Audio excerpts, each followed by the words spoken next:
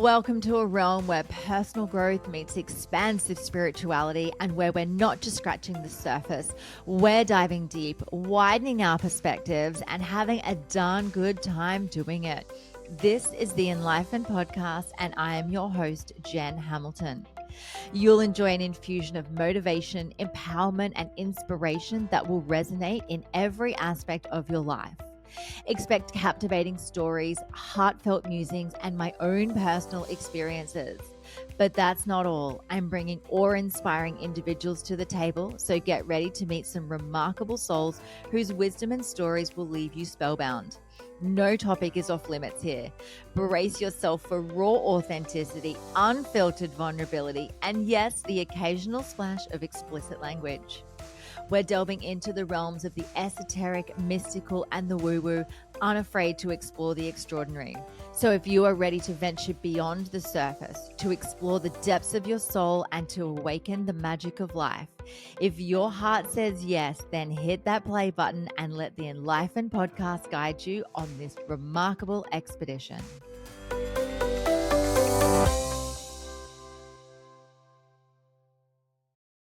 Hello, beautiful soul. Welcome to another episode of the Enlightenment Podcast. I'm your host, Jen, here for a solo snippet and sharing what's on my heart today. And that is the power of beliefs. Now, if you've ever worked with me, whether you've done any of my online programs, whether you've been coached by me, or whether we've done hypnotherapy, past life regression therapy, any of my stuff, if you follow me on Instagram, you will know that I bang on so much about beliefs, and probably because I've done a lot of my training in how powerful the subconscious mind is. Essentially, that's what is the premise of hypnotherapy and psychotherapy. We look at the subconscious mind, we look at all the belief systems, and I am so passionate about this because what I wanted to bring to light and share with you today is the power of your belief systems. And I'm so passionate about this. You probably hear my voice changing as I'm getting excited talking about this topic and smiling away and getting really excited, because what a lot of people don't realize is that our whole lives, our whole view of the world is driven by what it is that we choose to believe. Notice how I said choose to believe. That is right. Everything is a choice. Now, I could spend hours talking to you about how the subconscious mind works, how we are programmed to view the world based on all of the pieces of information that we've ever received in our whole entire lives. We could talk about brain waves. We could talk about trauma. We could talk about experiences. We could talk about conditioning and programming. We could even talk about past lives. I can talk about all of these things underwater with a ball gag in my mouth. It is something that I am so freaking passionate about. But I wanted to just circulate this and just kind of condense it into a little package to you, because it is a solo snippet. It's not one of my long-winded episodes. So I want to try and keep this short and sweet. But what I want to bring to light is the fact that our belief systems, everything that we hold within us in our subconscious. So remember, subconscious, sub meaning under. It's not accessible in our conscious mind.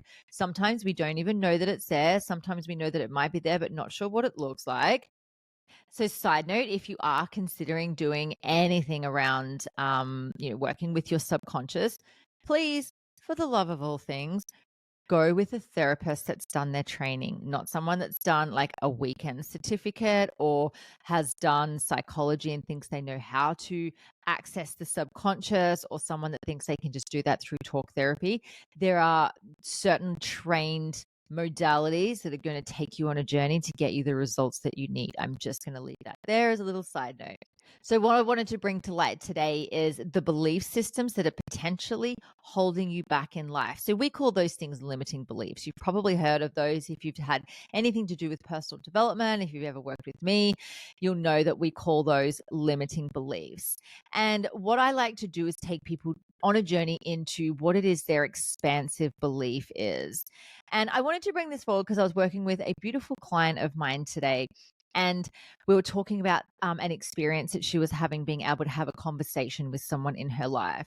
And I said, okay, well, let's take a look at what the story is that you're telling yourself. She was kind of holding back from having a particular conversation because she wasn't sure how it would go down and what the outcome of that conversation could be. So when we started to pull this belief apart and understand what her story was that she was telling herself, the story was that this person might respond in an unsavory way. And I asked her, okay, well, if that's the worst thing that could happen, if they could, perhaps fire off, get a little bit mad about something, if that's the worst case scenario of what could happen, what is the best case scenario that could happen? And the answer was that it could be received well, that the feedback would be taken on board, and things could move forward in a really beautiful and nourishing way. So I said to her, okay, so what percentage is this story actually true? What part of your mind, percentage wise, thinks that the worst case could happen? And she said 50%. And I was really interested in that because there is half of her brain that is telling her a story that has a belief around what might happen if she brings up this certain subject with this particular person and the response that this particular person might have. So half of her mind thinks, okay, this could go into the worst way. However, that is the only space that she'd been hanging out the whole time. She's been putting off this conversation for a very long time based on the story that she continued to tell herself, even though when we dug down to it, it was sitting there at 50%. So what we did is we mapped out a little bit deeper of the two options. Okay, so if worst case scenario played out, what might happen then? And if that happened, what might happen then? What's the worst thing that could happen over and over and over again? To find out what it is that deep down when we dug right through this, what is it that she was truly scared of happening? We just acknowledged it for what it was. And then we came over to hang out in best case scenario. And we said, okay, well, but what is the best thing that could happen through having this conversation? So we went through that and I could see her body language shifting. I could see her eyes lighting up. I could see her allowing herself to just drop her shoulders and be in a more open and excited way of having this conversation because potentially the best case scenario could potentially play out. The belief that was underneath all of that, though, is that it was going to be unsavory, which it held her back from having this conversation and moving forward in this relationship. Now, remembering how we are in small ways is how we are in all ways. So if we're holding back from having a conversation with one person, we're holding back from having a conversation with multiple people. If we're holding back speaking our truth in one way, we're holding back speaking our truth in all ways. Do you see how when you start to duplicate this model in other areas of your life, you'll start to see, okay, this is where I'm not showing up in the ways in which I could or I want to, or truly going after the things that that are so desirable to live the life that you truly want to live. And I want to share a little story because my daughter's just gone on school camp today.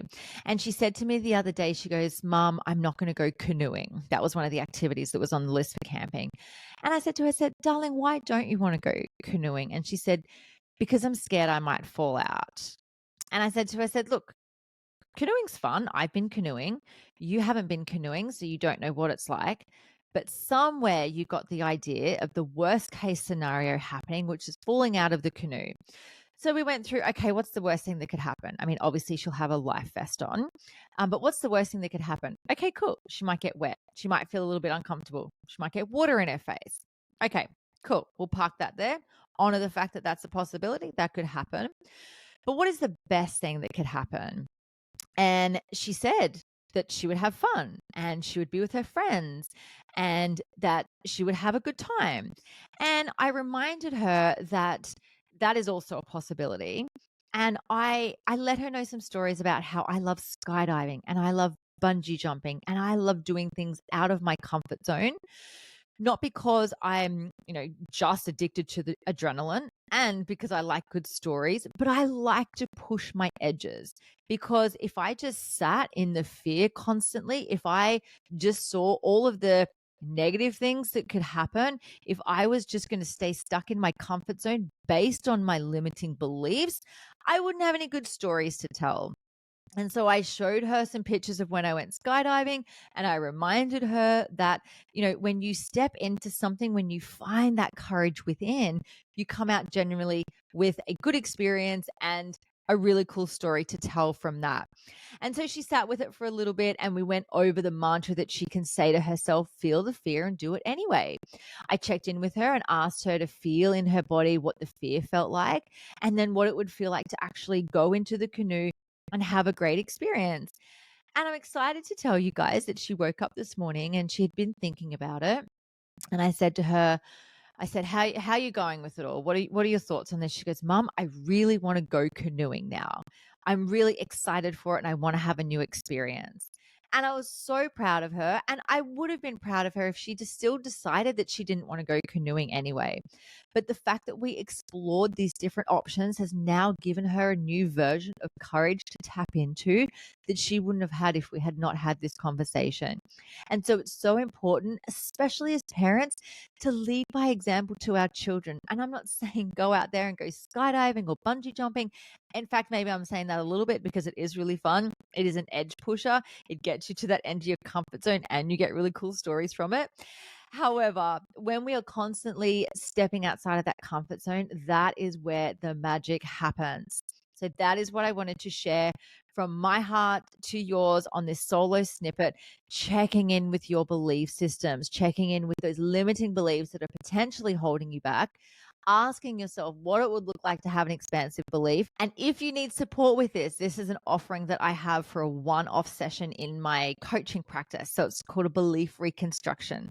And I will teach you the ways. I'll even give you a workbook that you can use over and over and over again to take a limiting belief and create a new and expansive belief. So we completely deconstruct a belief system that has held you back in your life for however old you are, for however many years this has been playing out for, and we reconstruct it in ways in which are going to be nourishing and supportive to the life that you want to live.